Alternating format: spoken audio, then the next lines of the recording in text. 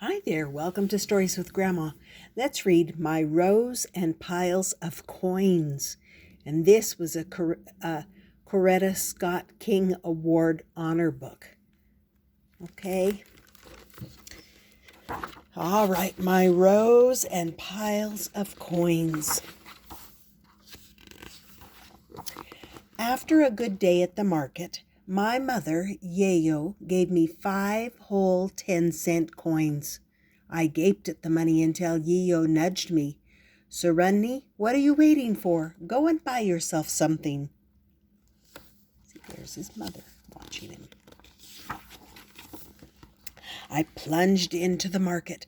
I saw roasted peanuts, chapati, rice cakes, and sambusa. There were wooden toy trucks, kites, slingshots, and marbles. My heart beat excitedly. I wanted to buy everything, but I clutched my coins tightly in my pocket. At the edge of the market, I stopped. In a neat, sparkling row stood several big new bicycles.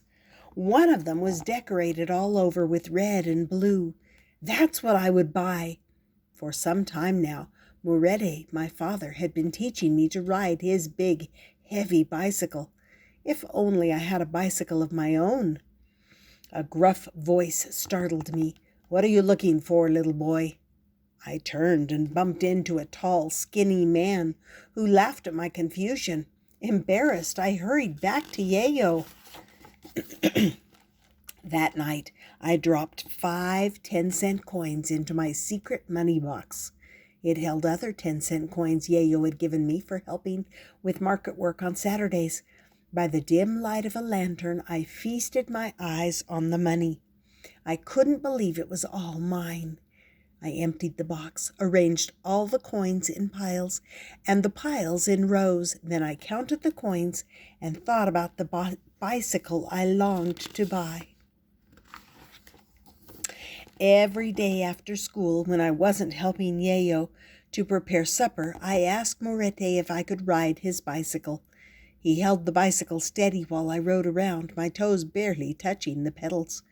Whenever Morete let go, I wobbled, fell off, or crashed into things and among coffee trees.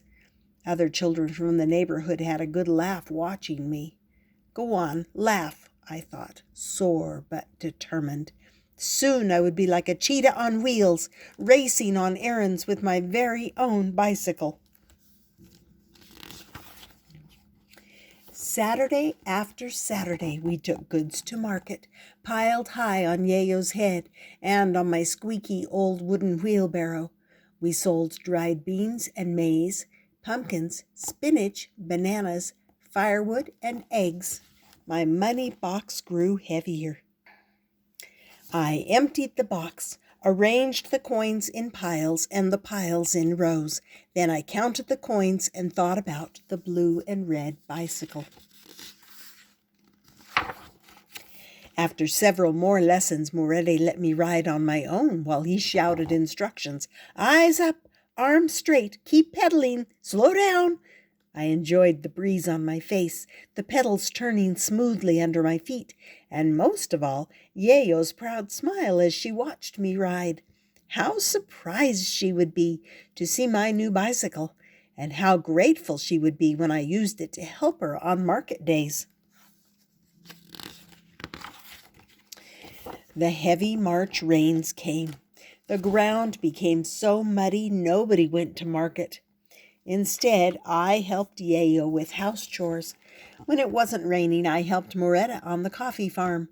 We pruned the coffee trees and put fallen leaves and twigs around the coffee stems. Whenever I could, I practiced riding on Morette's bicycle. It stopped raining in June.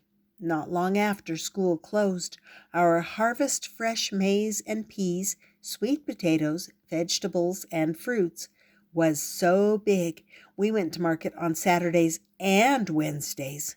My money box grew heavier and heavier. I emptied the box, arranged the coins in piles and the piles in rows. Then I counted the coins and thought about the bicycle I would buy.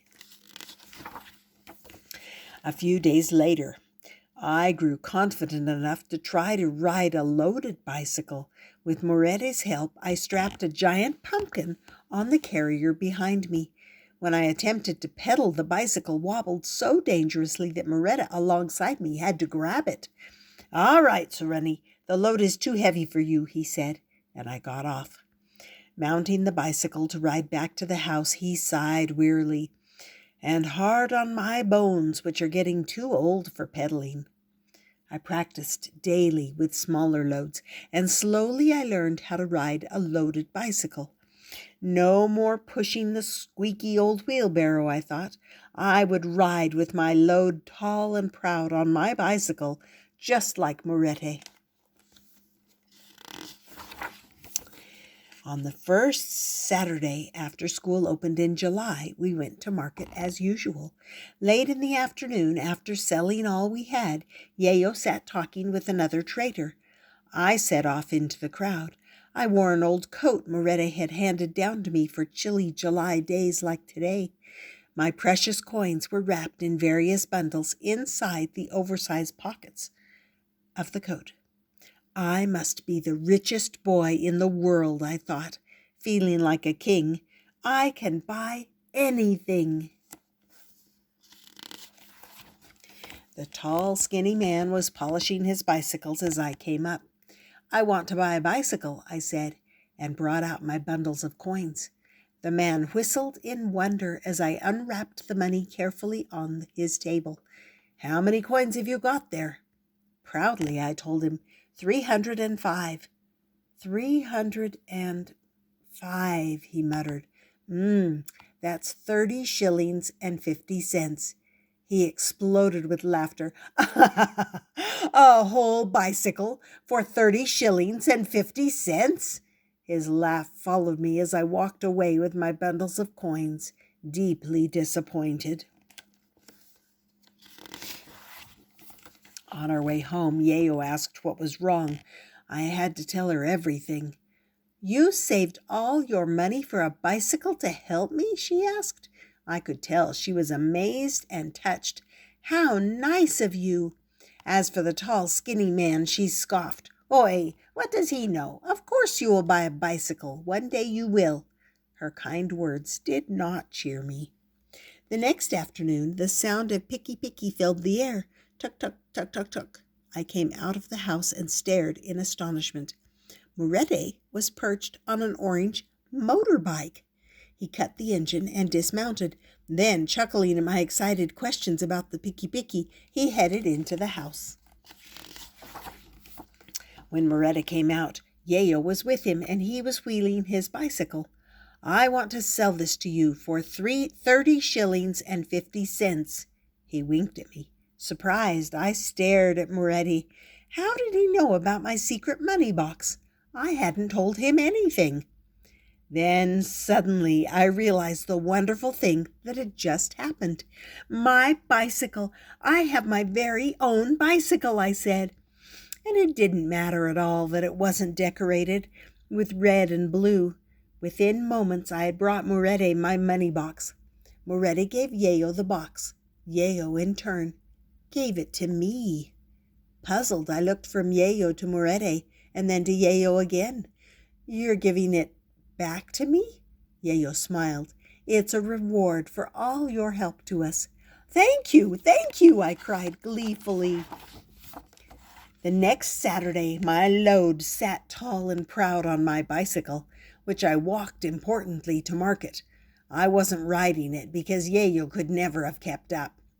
Looking over at Yayo, I wished she didn't have to carry such a big load on her head. If only I had a cart to pull behind my bicycle, I thought, I could lighten her load. That night, I emptied the box, arranged all the coins in piles, and all the piles in rows. Then I counted the coins and thought about the cart I would buy. That's it. Now, this author's note tells us that the money in the story is Tanzanian currency from the early 1960s. That's the time of the story and of the author's childhood in northern Tanzania. A 10-cent coin was thick and red with a hole in the middle and was a significant bit of money then. 10 10-cent coins, or 100 cents, made up 1 shilling, a silver coin. 8 shillings were roughly equivalent to $1. Though bikes didn't cost as much then as they do now, at 150 to 500 shillings, they were still too expensive for many Tanzanians to buy for recreation or for their children. A family might own a bicycle to be used for work and for essential transportation. That's still the case in Tanzania today, particularly in rural areas. So, hope you enjoyed that, called My Rows and Piles of Coins. Have you ever saved money for something special?